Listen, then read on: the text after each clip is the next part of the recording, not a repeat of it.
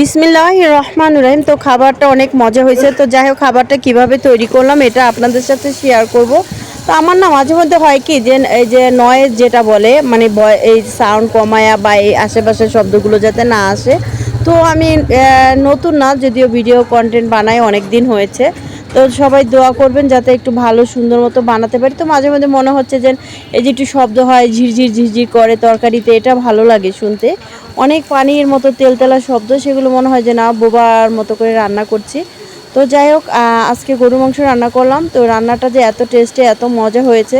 তো কি কি মশলা দিচ্ছি অবশ্যই দেখতেছেন, আমার সঙ্গেই থাকবেন সবাই। আর হলো কি যে দেখা যায় যে রান্না বাড়াটা হচ্ছে একটা শিল্প, আর খাওয়া দাওয়াটাও হচ্ছে একটা এটা মানে কি বলে অন্ন বস্ত্র বাসস্থান সব কিছু মিলেই তো একটা মানুষের জীবন। তো সবার প্রথমে যেটাকে আমরা প্রাধান্য দেই সেটা হচ্ছে খাওয়াটা। তো খাওয়া দাওয়া রান্নাটা যদি মজা হয় আসলে সবাই প্রশংসা করে, হাত চেটে পুটে খায়। ঠিক তেমনি করে আমিও রান্নাটা শেষ করে খেতে বসলাম। খুবই মজা হয়েছে সত্যি, নিজে রান্না করেছি প্রশংসা করতেছি এর জন্য না।